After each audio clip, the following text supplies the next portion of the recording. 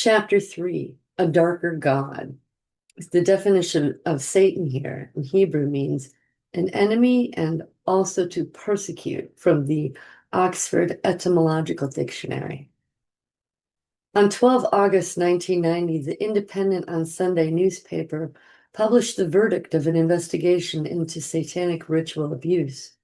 Quote, over the past 2 years, the British public has been hearing more and more about this apparently new phenomenon, as social workers, psychiatrists, therapists, the NSPCC, voluntary groups, and churches all report a growing number of cases of satanic ritual abuse. But are these satanic abuse survivors' stories fantasy or fact? Are children in Britain being sadistically abused and tortured by witches and Satanists and covens? Are teenage girls being used as brood mares, made pregnant and the fetus aborted so it can be sacrificed and, in some cases, eaten? More and more childcare specialists are telling us yes. But an investigation by the Independent on Sunday has found that nobody has produced evidence to support these claims. The allegations began to surface only after the publication of the book, Michelle Remembers, close quote.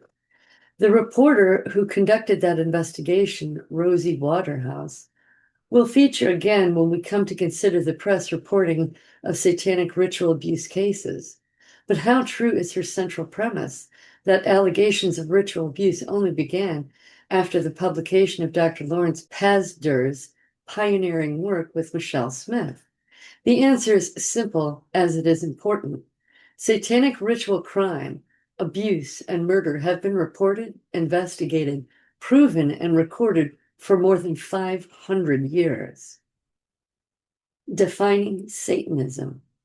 Before we examine the historic ties that bind the practice of Satanism to the abuse and sacrifice of children, we need to define our terminology. We also need to remember that whilst our secular society may choose to ignore or even ridicule all forms of religious worship, what matters is not what we believe, but what the followers of any particular sect or cult accept as reality. Faith in a personal God or a personal devil may make little sense to some people, but to the devout Christian or Satanist, it is central. In the course of her investigation, Waterhouse used the words witchcraft and Satanism without distinction, yet they describe very different religions, the former largely benign, the latter generally malevolent. The blurring of this vital religious difference, as fundamental as that between Judaism and Christianity, has led to an alarming and unedifying witch hunt by some politicians, Christians, and newspapers. Satanism is, in essence, an inversion of Christianity. Certainly, there can be no belief in Satan, let alone worship of him, without a corresponding acceptance of the reality of Christ. This alone distinguishes Satanism from witchcraft and all other pagan religions. Almost every mainstream religion has a devil-like figure. Teutonic mythology represents Loki, formerly the god of fire, as the personification of evil. In pre-Christian Egypt and Babylon, the gods Apepi and Tayawath had aspects of the latter satanic personality. The ancient Mexican god of hell, Mictlantecuhtli, was almost identical with the traditional image of Satan.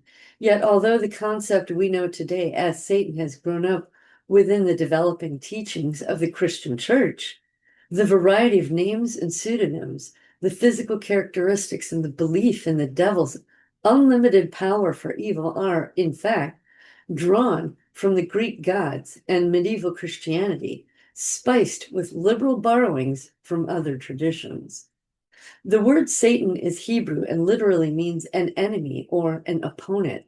It occurs frequently in the Old Testament, generally preceded by the indefinite article. So rather than Satan appearing as a single living spirit of evil, the Hebrew writers refer to a Satan or occasionally several of them. The only points at which a distinct single personality is discernible occur within the book of Job. and the prophecy of Zechariah. In Job, Satan is evidently associated with the sons of God and stands with them before the throne of Jehovah. He acts as a constant critic of Job's actions and tests them at every point. Yet there is no indication that he is in opposition to God or in any way the personification of evil. Zechariah paints a marginally more antagonistic figure, Satan as the opponent of the high priest Joshua. Yet even here, he is not entirely devoid of virtuous characteristics and indeed appears to be involved in some form of judicial process on behalf of Jehovah. This Hebrew view of Satan, which we must count as the earliest forerunner of the modern concept, was probably formed during the period immediately following the exile of the children of Israel. The Hebrews lived among the Babylonians, who believed in the existence of a vast pantheon of good and bad spirits, and it appears that some of these were welded into the embryonic Satan figure. Later, the Persian Asmodeus, second in command to Ahriman, the prince of evil, and the Greek godchild Astaroth were absorbed into the Judaic tradition. By the time the New Testament writers came to record the stories of Jesus Christ, the familiar figure of Satan is beginning to emerge, and with it, alternative names like Lucifer or simply the devil. Matthew's gospel refers to him as the prince of demons. In St. Paul's letter to the Ephesians, he rules over a world of evil beings who live in the lower heavens. With his character established as wholly evil, and with a reported tendency to tempting the good and great into sin, the New Testament Satan set the tone for the ensuing millennia. His physical representation owes much to the Knights Templar. Founded in 1119 by a French knight, Godefroy de Saint-Omer, and Hugues de Payens from Burgundy, the order was originally a blend of muscular Christianity with red-blooded medieval militarism. The Templars existed to protect pilgrims making the dangerous journey from Christendom to the Holy Land, and to this end practiced strict discipline and a certain Christian asceticism. But along the way, they adopted a pagan idol to worship, Baphomet. Baphomet usually takes the shape of a goat, complete with hooves, horns, and beard. There, however, the animal ends and the human begins. Contemporary and current representations show that Baphomet was endowed both with female breasts and an erect penis. He is generally depicted wearing a five-pointed star or pentagram. This portrait, supplemented by the existing Olympian goat figure of the Dionysus, the sometime Greek god and patron of fertility and alcoholic indulgence, formed the basis of subsequent goat image of Satan.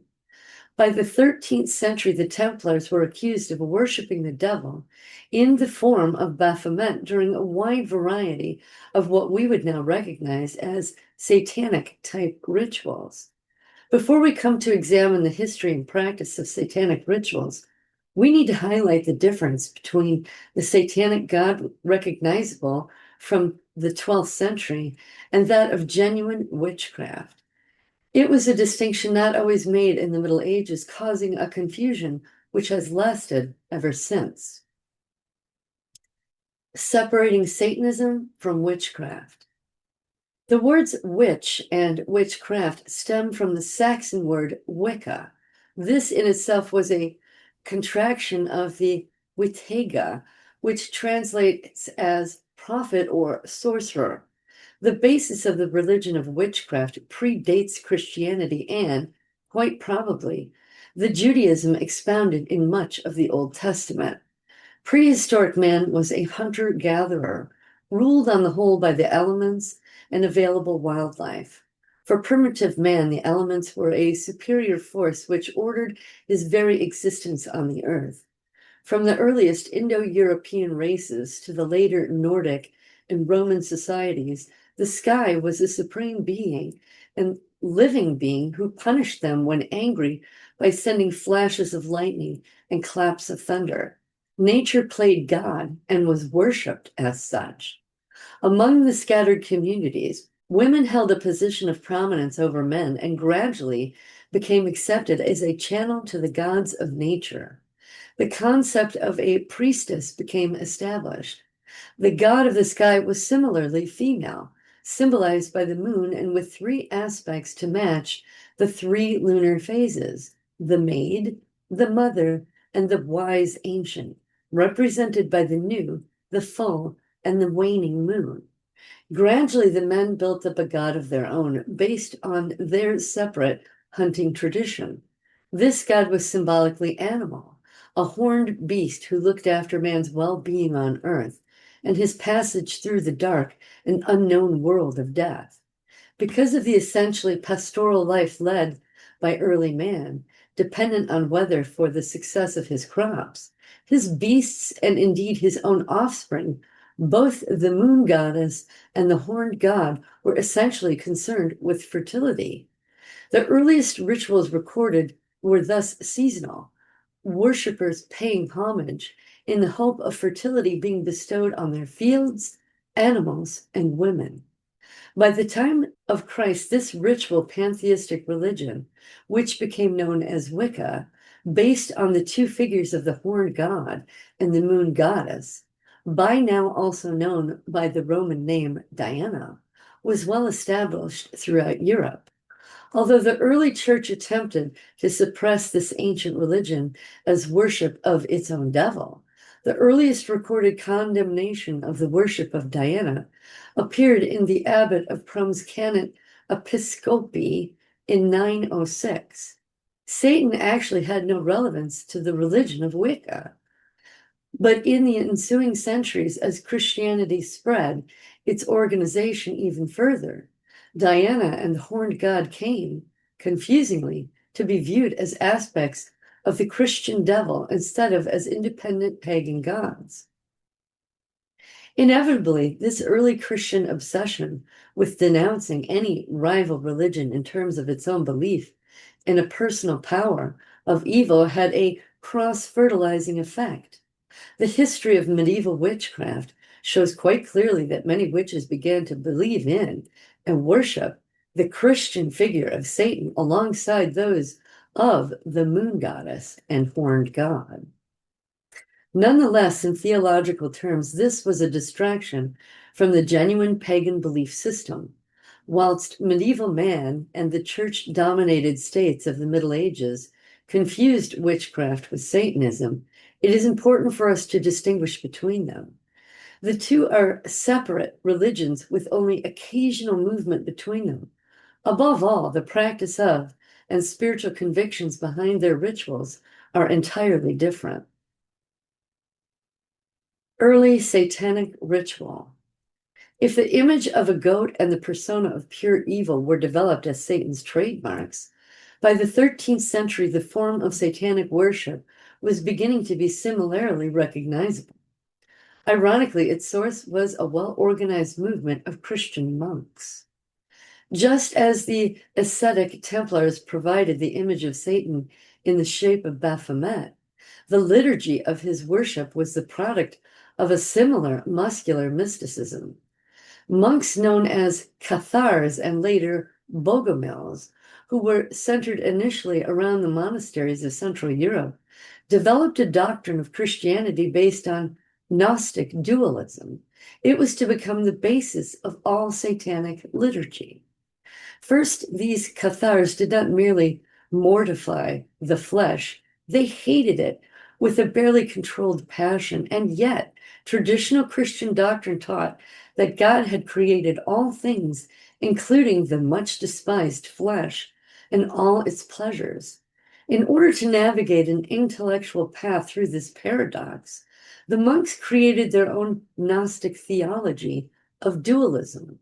All things spiritual were created by God, all matters corporeal by Satan.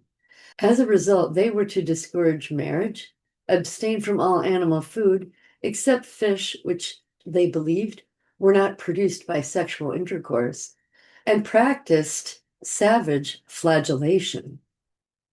It also followed logically from this view of all things corporeal that these Cathar monks could not acknowledge either Christ as genuinely the Son of God, since he was human flesh and blood, or the organization which called itself his church and which required just an acceptance.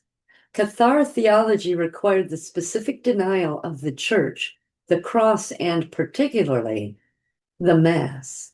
Inevitably, Cathar liturgy reflected this, nor did these ascetic monks stop at mere intellectual debate within their monasteries.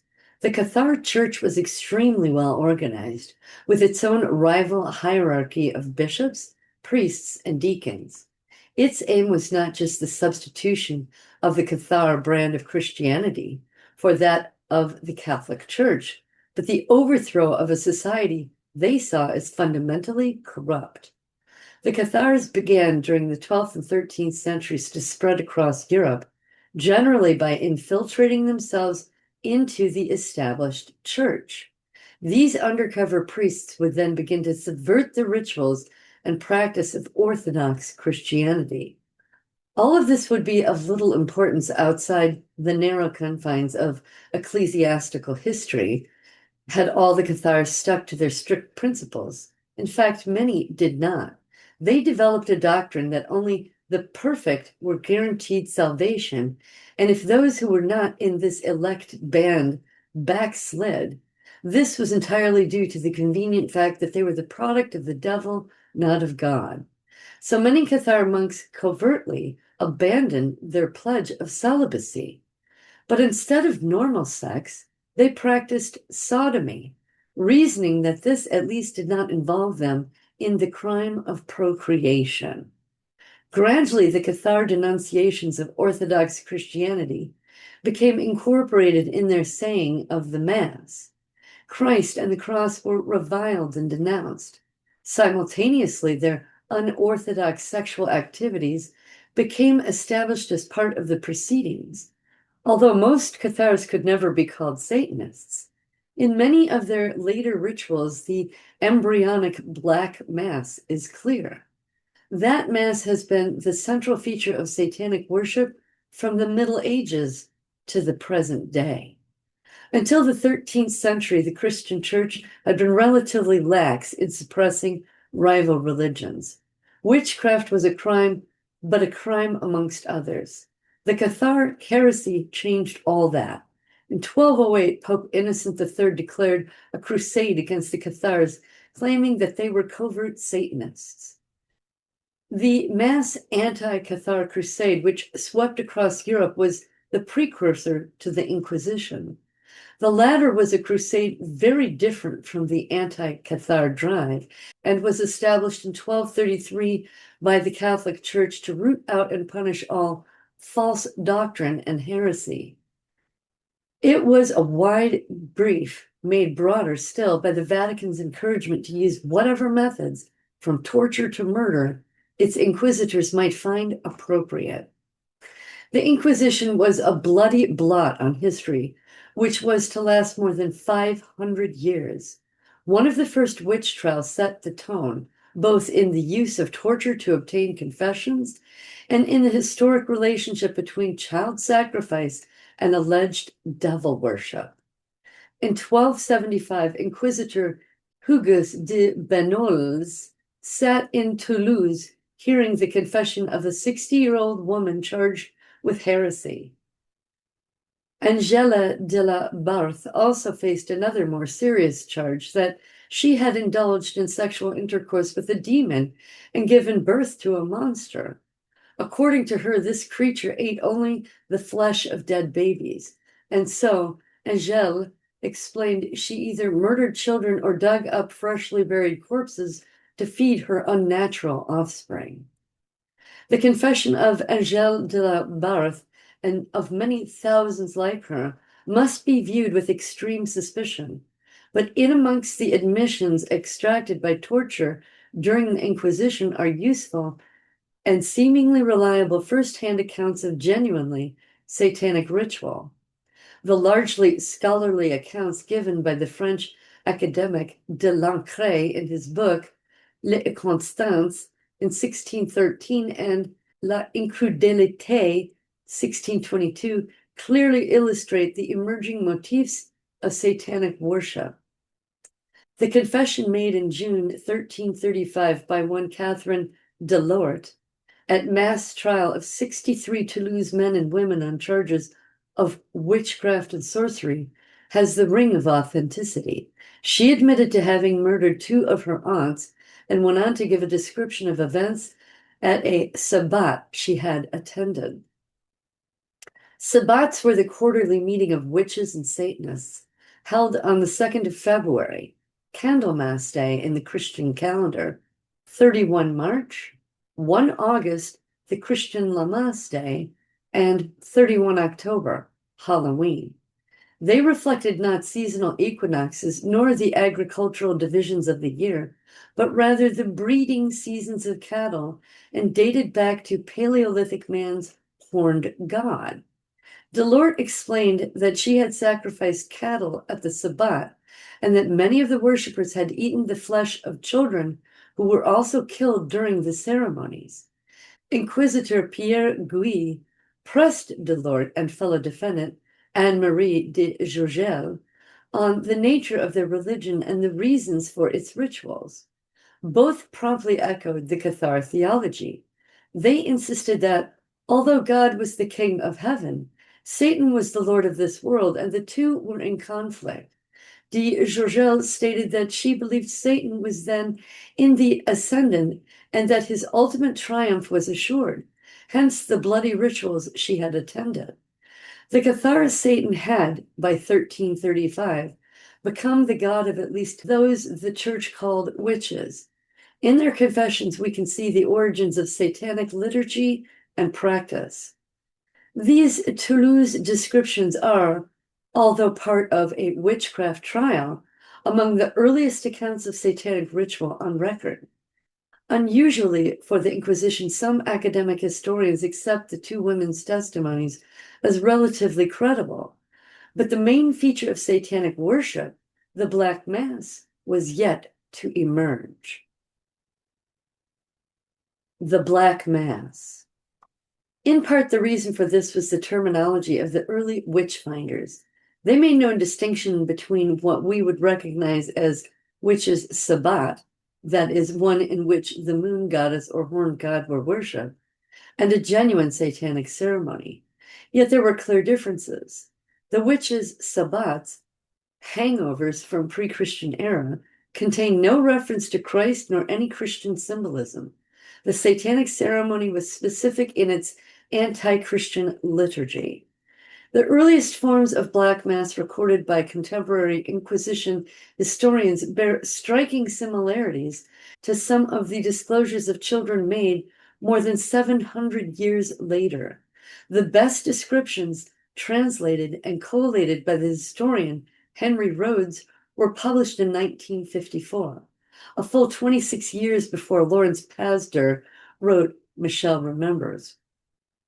Quote, the places of worship were large areas of flat country and, where possible, tableland. It was essential that one end of the ground should be wooded, presumably to form a grove. This was the choir and sanctuary, the open ground being the equivalent of the nave. At the extreme end of the grove was an altar built of stones. Upon it stood a large wooden image of Satan. The body was human, the head, hands, and feet goat-like. Stained black, the image in some cases carried a small burning torch between the horns and was adorned with a virile member. The priestess was frequently a young girl. Under her direction, those present in the sanctuary lit their torches from the one attached to the horns of the image. The priestess then opened with the words, I will come to the altar. Save me, Lord Satan, from the treacherous and the violent. Following the introit and the prayer was the ceremonial kiss, applied apparently to the hindquarters of the image, but according to some accounts, the priestess kissed the phallus of the god, close quote. The accounts went on to describe a banquet in which all the celebrants mixed alcohol with trance-inducing herbs prior to dancing around in a circle to produce a state of spiritual ecstasy. After the climax of this part of the ceremony, the priestess became the altar. Lying naked on top of the pile of stones, her functions were taken over by a male worshiper who symbolized and was called the devil. An inverted version of the Christian creed was recited, substituting Satan for Christ. Following on from this ritual, the priestess was mutilated and tortured slowly on a fire. Her body remained in place and continued to be used as an altar. On it were offered up various wheat, fruit, and sacrificed animals. A subsequent orgy between adults and children typically involved sodomy rather than vaginal sexual intercourse. At some point, supplications were made to Lucifer, though it is far from clear whether he was seen as a separate demonic figure or as part of the one satanic image. The hallmarks of the embryonic Black Mass are clear in these accounts, dating probably from the middle of the 14th century. During the following century, we find the process refined and the first specified proven case of satanic ritual child abuse. Gilles de Rais has a variety of claims on history. Born in 1404, the son of a leading Breton noble, he grew up to become one of the richest men in Europe. He enjoyed a career as a notable soldier, distinguishing himself in the 100 Years' War and becoming the confidant and constant bodyguard of Joan of Arc. After her execution, which he witnessed, de Rais retired from the army and applied himself to occultism. It was this obsession that led him to become the first recorded mass murderer of children in satanic rituals. The 19th century French chronicler of satanic worship, Joris Karl Huysmans, wrote that, quote, compared to Gilles de Rais, the Marquis de Sade is only a timid bourgeois, a mediocre fantasist, close quote. De Rais gathered around him a group of sophisticated fellow occultists and, by his own admission, entered into a ritual pact at his castle of Tiffauges. He locked himself and his co-worshippers into the cellar to practice what he called ritual magic. The attempts were to last for more than 8 years, nor were they confined to mere academic occult meditation. By the year 1432, he was regularly giving orders to his servants to procure local children, generally boys between the ages of 6 and 12, for use in the ceremonies. Within the rituals, the children were first sexually abused by the adult men, then killed, frequently at the point of the men's orgasms as part of the rite to give spiritual power to the group. After the killings, the children's mutilated bodies would again be sexually assaulted. The cult would then burn the bodies.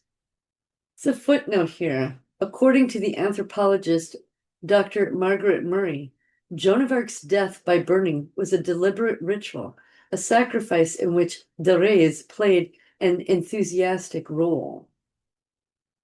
The records of de Rais' subsequent trial contain the confession that he and his fellow occultists carried out the rituals in the name of Satan, and that in doing so they murdered more than 800 children. Quote, he sat on their bellies and took immense pleasure in seeing them die thus, and laughed over it, close quote. Quote, he took more pleasure in killing them and watching them droop and die, and seeing their blood, than in lechery within them, close quote. Reading the first-hand accounts of de Rais and his French cult is a startling experience. The contents of de Rais' confession of October 1440, supported independently by his servant and child procurer, Poitou, and by his fellow Satanist Francisco Prelati, are all but identical with those of the English mental patient whose disclosures to a psychiatrist in August 1987 prompted the research which led to this book. What makes the coincidence the more curious is that de Rais' confession are not widely published or circulated. If the mental patient was modeling the disclosures on those made 547 years earlier. Intense and geographically diverse research would have been required. The similarities between historic satanic worship and post-1980 stories of ritual child abuse do not end with Gilles de Rais. Subsequent cases from the Middle Ages to the early years of the 20th century maintain the pattern. If de Rais's rituals were the first formal recording of child abuse and murder within satanic ritual, the liturgy of the Black Mass itself developed apace. By 1597, the French historian Florent de Raymond was able to recount the contemporary rites of the Black Mass. A black goat with horns presided over the ritual. It is clear from the accounts that this was believed to be the devil, though it is clearly likely to have been a man wearing some form of costume. The ceremony proceeded much as recorded by Inquisition historians, until a young girl was presented to the Satan figure for initiation. After giving him a lock of her hair, she was taken to the wooded grove, representing the sanctuary in a Christian church, and sexually abused, suffering extreme pain. The ritual dancing ensued prior to the start of the Mass itself. In place of the Christian bread wafer representing Christ's body, a piece of black turnip was used. Turnip was a common bread substitute throughout Europe in time of famine. Water replaced wine in the chalices, and urine was sprinkled on the celebrants instead of holy water. The chants proclaimed Satan Master, God, and Creator. The same theological view was echoed 35 years later at Loudun in the district of Poitiers by Urbain Grandier. His case also formally acknowledged what had become common practice. The Black Mass was being celebrated by rogue priests, some of them part of a Cathar rump, who took pains to seduce other Christians into their satanic rituals. Urbain Grandier was a priest himself. He had earned by 1633 a reputation as a womanizer, not uncommon in itself for priests at that time, and a seducer of young virgins. When finally accused of bewitching local nuns and introducing them to devil worship, his home was searched and a pact with Satan, written in Latin and backwards, was discovered. Dear Lord Jesus, please protect any and all of those who are hearing this, and myself included. Cover us with your blood, protect our ears and our hearts. In Jesus' name, amen. Quote, my Lord and Master, I own you for my God. I promise to serve you while I live. And from this hour, I renounce all other gods and Jesus Christ and Mary and all the saints of heaven and the Catholic, Apostolistic, and Roman Church, and all the goodwill thereof, and the prayers which might be made for me. I promise to adore you and do you homage at least 3 times a day, and to do the most evil that I can, and to lead into evil as many persons as shall be possible to me.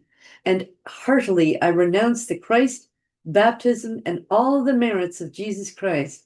And in case I should desire to change, I give you my body and soul and my life as holding it from you, having dedicated it forever without any will to repent. Signed, Urbain Grandier in his blood. Close quote. Grandier held good to his promise. He seduced into Satanism the nuns of his local convent. In rituals directed to the devil, figure Asmodeus, his cult blasphemed and took part in orgies within the holiest places of his church. It was to be the first of a number of similar outbreaks of satanic worship within French churches involving Black Masses specifically, directed at defiling Christianity. Within a decade of Grandier's trial and execution, nuns at the Monastère de Saint-Louis de Louvière in Paris were under investigation for Satanism. Their accounts of the developing Black Mass and the involvement of children were revealing. According to Sister Magdalene Bavant, the process had begun in 1633 under the tutelage of a rogue priest and father confessor to the nuns. Father David's personal theology was that of Cathar dualism, and in common with many of the later Cathar monks he had lapsed into a life of vice. David encouraged the nuns to go naked about their devotions and to practice lesbianism in the chapel. He sent them to communion stripped to the waist and on several occasions had blasphemed by throwing the consecrated hosts onto the nearby dunghill. When David died, his place as chaplain was taken by Father Mathurin Picard and his assistant, Father Thomas Boulet.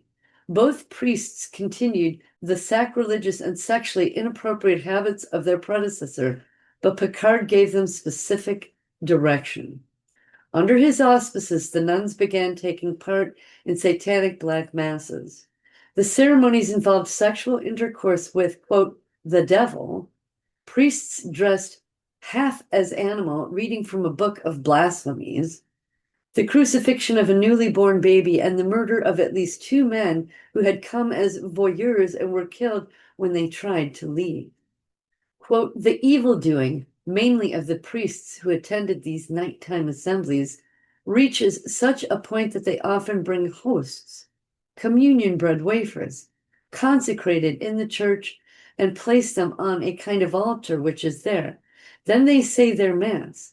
Afterwards, they take them up again, take out a circle from the center the size of a quarter crown, then put them onto a piece of vellum or parchment, pierced and cut out in the same way, and stick them down with a sort of grease resembling pitch.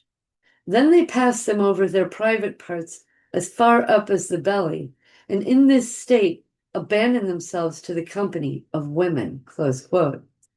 Unsurprisingly, the sexual activity between nuns and priests and or Satan bore fruit. Magdalene Bavant herself admitted to becoming pregnant, but failed to explain what happened to the baby. She did, however, give an insight into the fate of others. Quote, on Monday, Thursday, I saw the Lord's Supper being celebrated in a horrible way. A roasted child was brought in.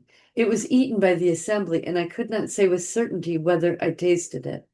I told my confessor that I thought I had, and that I stopped eating it at once because the meat was tasteless. But the most remarkable thing was that during this distinguishing feast, a demon went around the table crying, quote, not one of you will betray me, close quote. I myself believe that with these words, they are renewing their intention not to accuse each other so as to be faithful to the devil, close quote. Magdalene Bavant's remark and very clear testimony is useful in that it not only highlighted the existence in 17th century France of precisely the sort of banquet that the 15-year-old survivor Natalie described taking place in London in 1988, but because it gave the first indication of a particular motive for the abuse and killing of children in satanic rituals. Until the Louvière case, such abuse had been primarily aimed at defilement of the Christian image of purity, symbolized by the innocence of children, though the rites practiced by Giles de Reyes hinted at a belief in a power to be released through their death. Bavant's confession took the explanation of the satanic belief system one stage further. Quote, on the Sabbath, they cast many evil spells, compounded of sacred hosts. The blood that sometimes drips from them, Bavant insisted that as the nuns stabbed the wafers during the ceremonies, blood occasionally oozed out. And the principal internal parts of the bodies of children or of other dead people. They are like little balls. I cannot think of any other name for them, close quote. Magdalene Bavant escaped lightly for all her crimes, spiritual and secular. She was condemned as a witch by the church and exiled to the Ursuline convent in Rouen. But unlike the rogue priest Boulet and several of his fellow Satanists, she was not executed. She died in 1647. Detailed as the Louvière case was, the most explicit recording of satanic ritual, and with it ritual child abuse and sacrifice, came 30 years later. It was also the first case investigated by a secular, albeit Catholic, detective rather than a witch-hunting priest. Significantly, it produced another first, tangible forensic evidence to support testimony and confession. The Guibourg Mass. On 8 March 1679, Nicolas de Renier received royal approval to start investigating allegations of a secret cult of sorcerers. De la Renier was commissioner of police for Paris. The king was Louis XIV. What began under the anonymous title Commission de l'Arsenal was subsequently known as L'Affaire de la Chambre Ardente, was to threaten each in very different ways. The case had its origins in a tip-off 6 years earlier. Two priests informed the police that they had been asked to hear a string of confessions from both men and women that they had murdered their spouses. The priests refused, however, to breach the confidentiality of the confessional booth and had named no names. It took de la Renier and his colleagues 4 years to fit together enough pieces to request clearance for an investigation. What the detectives believed they were confronting in 1678 was an organized ring of fortune tellers or sorcerers supplying what they euphemistically described as succession powders to wealthy Parisian aristocrats. The powders were poisons, the customers anxious to rid themselves of the encumbrance of marriage whilst succeeding to the wealth of their spouses, hence the name, succession powders. Nicolas de Renier was patient and methodical. Although a Christian, it would have been highly unusual for a 17th century Parisian police chief not to have been a practicing Catholic. He took no interest in the theological implications of what his investigations were to uncover. He was a detective first and last, and that so much reliable detail of French satanic ritual crime was recorded is both a tribute to his professionalism and an eloquent condemnation of the shoddy amateurism of many modern law enforcement departments. Although his periodic use of torture is less laudable even in an age where punishments were the norm. It is partly because of de la Renier's attention to detail that we know so much more about 17th century French Satanism than its practice in any other country. Nonetheless, there is a strong evidence that similar and contemporary Black masses were being celebrated throughout Germany, Austria, Spain, Italy, and England. The key to uncovering an organization far more grotesque and widespread than de la Renier could have guessed was a chance remark by a local fortune teller, Marie Bosset. Bosset confided to a police informant that she had been about to retire when 3 more customers asking for succession powders had persuaded her to change her mind. De la Renier sent an undercover policewoman to consult Bosset on the best way to rid herself of a troublesome husband. When the fortune teller prescribed and provided poison, the disguised officer arrested her. A search of Bosset's home produced an impressive inventory of poisons and 4 more arrests. Her husband, 2 sons, and another fortune teller known as La Vigoureuse, who slept with each member of the Bosset family, were quickly interviewed. Nicolas de la Renier soon faced a severe political problem. The 5 poisoners were eagerly providing a lengthy list of customers for their powders. Almost all were wealthy aristocrats at Louis XIV's court. The police commissioner persuaded the king to set up a special commission of enquiry using the entirely plausible argument that if half the aristocracy were attempting to poison each other in pursuit of unrestricted sexuality, then the next victim might be Louis himself. The inquiry, authorized on 8 March 1679, was deliberately dressed in suitably somber trappings. De la Renier might, officially, be investigating a mass poisoning scandal, but the confessions from the family Bosset had made it clear that some of their colleagues were involved in obscene, devil-worshipping rituals.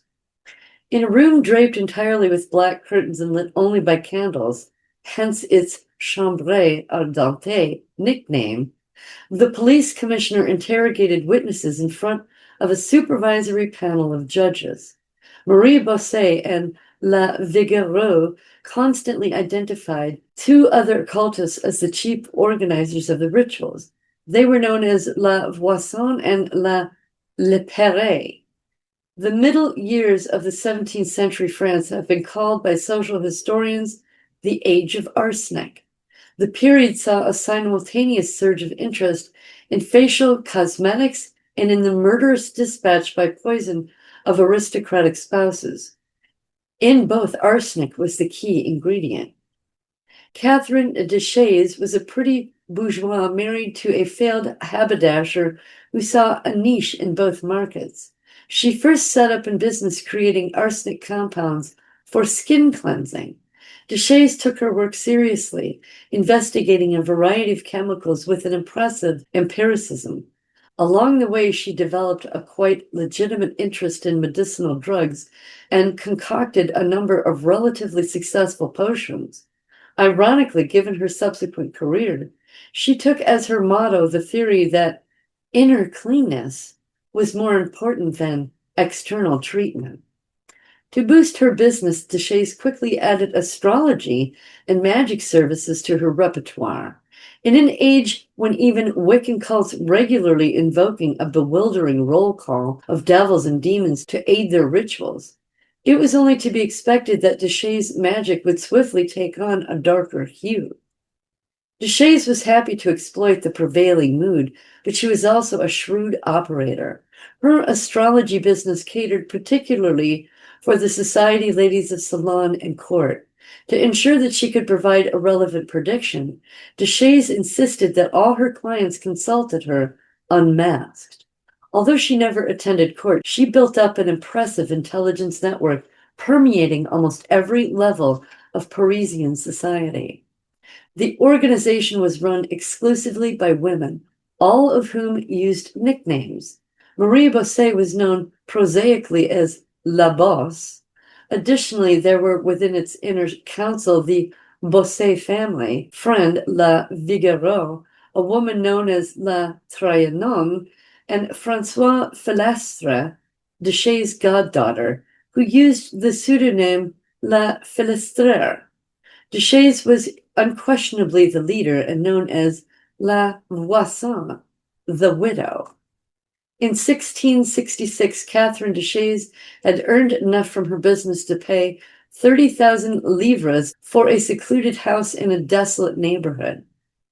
The Rue de Beauregard lay in a suburb just south of Saint Denis, then known as Villeneuve, later as La Garnière. La Voisson's chosen premises were concealed behind high trees and surrounded by a tall protective wall. The inner council of the business operated from, but didn't live in, the house. That was shared by de Chaise, her daughter, and her husband, by now a traveling jeweler. Additionally, and importantly for what was to follow, the local executioner, Nicolas Levasseur, lodged with La Voisson for a time. Villeneuve had never been a fashionable area, but after La Voisson took up residence, Rue de Beauregard became extremely busy. Her visitors were almost exclusively women, in theory anonymous, but their coaches frequently bore noble insignia and coats of arms. Catherine de Chaise was no longer a simple beautician. She had abandoned her legitimate dabbling in medicines. By 1666, her poisons business was something of a sideline. She and her colleagues had become part-time abortionists and full-time Satanists. When he interrogated La Bosse, La Reynier had yet to establish the real identity of La Voisson, where she lived and precisely what she did during her satanic rituals. He ordered careful surveillance of a dubious pharmacist, which in turn points the investigation first at Villeneuve in general, and then at the house in Rue Beauregard.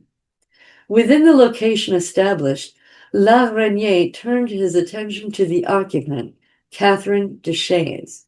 He was lucky. Some of her assistants, including La Vigereau, had a weakness for alcohol. It was not long before an undercover policeman was present at liberally wine-soaked supper. The table talk was relatively vague, but still clear enough to confirm the suggestion of devil worship. Quickly, La Reynier picked up two of the celebrants. Under severe interrogation, they confessed to taking part in black masses and implicated La Voisson in acts of obscene ritual slaughter.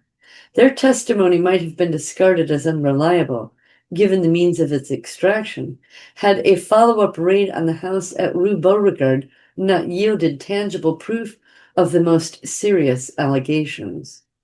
The picture that emerged was startling.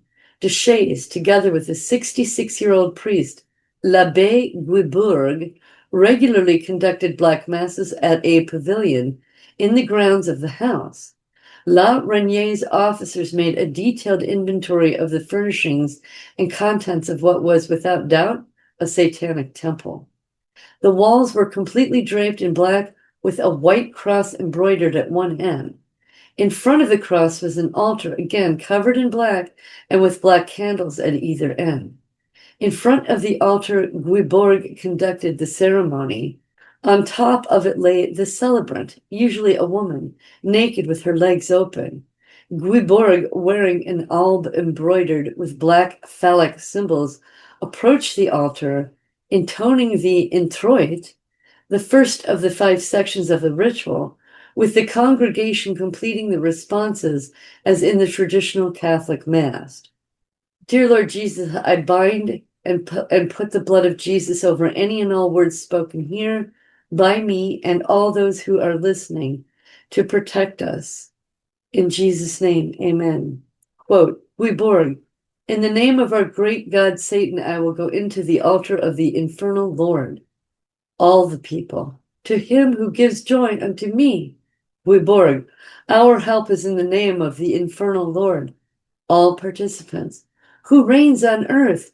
Guibourg, thine is the earth, Lord Satan. Thou hast founded the earth and the fullness thereof. Justice and luxury are the preparation of thy throne. Princes sat and spoke against me, and the wicked persecuted me. Help me, Lord Satan. All participants, keep me, Lord Satan, from the hands of the wicked. Close quote. The chalice and wafer, which had been stolen from the tabernacle of a local church, rested on the belly of the celebrant lying on the altar. Throughout the ensuing offertory, canon, consecration, and repudiation, they were variously used and abused to blaspheme against Christian belief in the name of Satan. During the canon, either a young girl or a boy was required to urinate into the chalice before Guibourg sprinkled the liquid over the congregation.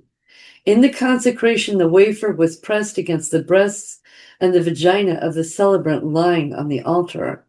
In the repudiation, Guibourg presented it to Satan, pressed it onto his penis, and pushed it inside the vagina of the woman on the altar, chanting, quote, Lord Satan saith, in rioting and drunkenness I rise again. You shall fulfill the lusts of the flesh. The works of the flesh are manifest, which are fornication, immodesty, luxury, witchcraft, drunkenness, and reveling. My flesh is meat indeed. Close quote. For the routine rituals at Rue Beauregard, this was the signal for an orgy of indiscriminate sex to begin.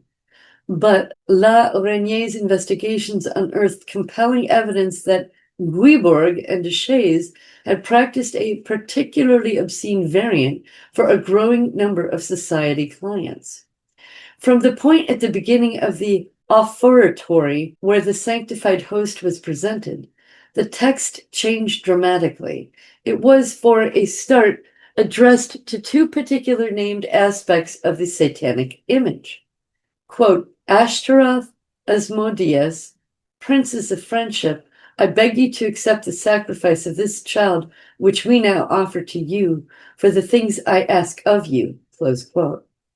La Reynier's first reliable testimony detailed child sacrifice in the pavilion came from Deshays' daughter, Marie Marguerite Montvoisin, in the spring of 1680.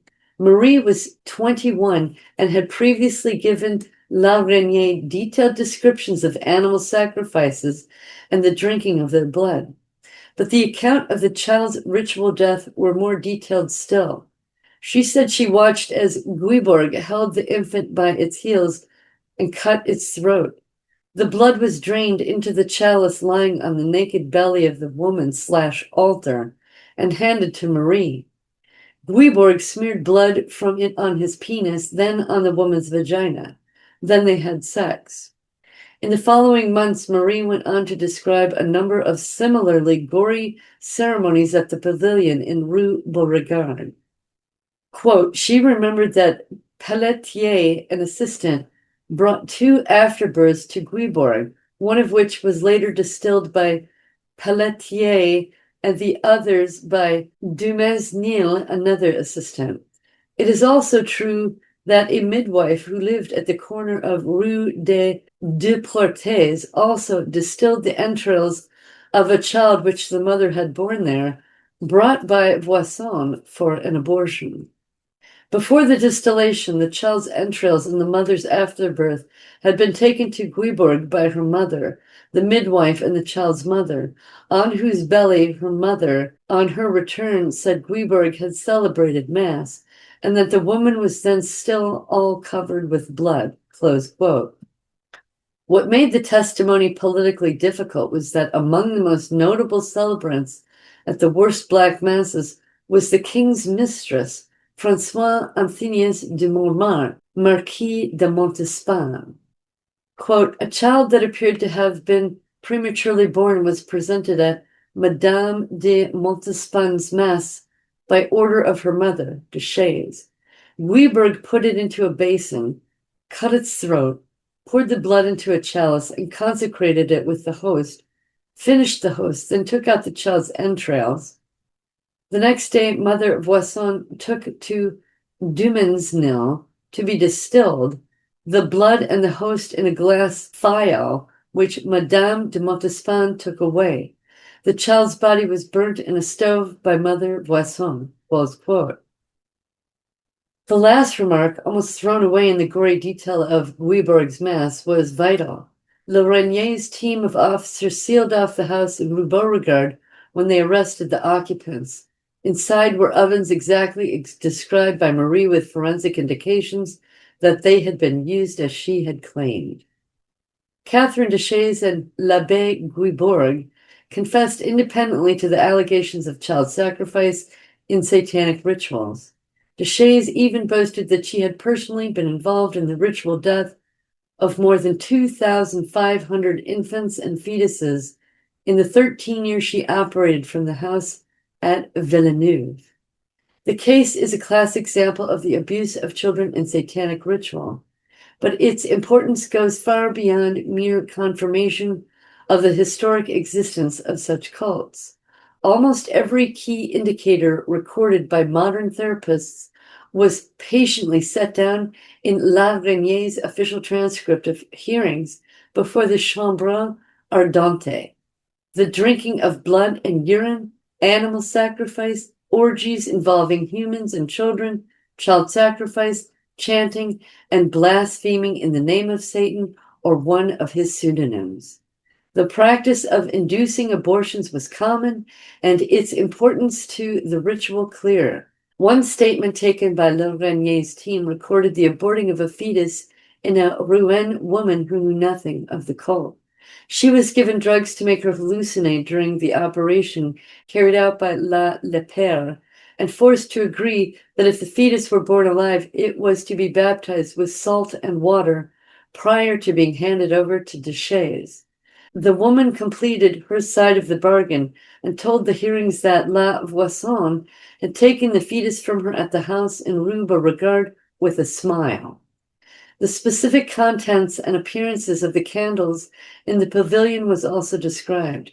These too matched the most common themes recorded today, even down to the use of human fat obtained from the bodies of those executed by Nicolas Levasseur for candles. This is a repeated allegation from 20th century adult survivors. In the Chambre Ardente transcripts, there is even passing mention of the use of snakes in the satanic rituals 300 years before Michelle Smith and those who followed after her disclosed identical rites. Deschamps' goddaughter, La Filestre, told the hearings that Guibourg had first sacrificed her baby on the altar, then consecrated a number of adders for use in the ensuing ceremony. It was hardly surprising, given the involvement of his mistress, that Louis XIV attempted to suppress all publicity surrounding the affair. By allowing the Chambre Ardente hearings in the first place, he had taken a considerable risk. Not only did they threaten to implicate much of his court, but the very idea that Satanism had a strong hold on the French aristocracy was politically impossible to acknowledge. Nor is it particularly remarkable that La Reynier found himself subjected to a smear campaign curiously similar to those directed at today's professionals dealing with satanic ritual abuse. The commissioner was undoubtedly vulnerable as a mere functionary confronting those in positions of power and influence. Equally, his use of sometimes brutal strong-arm methods to obtain results was potentially damaging to the credibility of the entire investigation.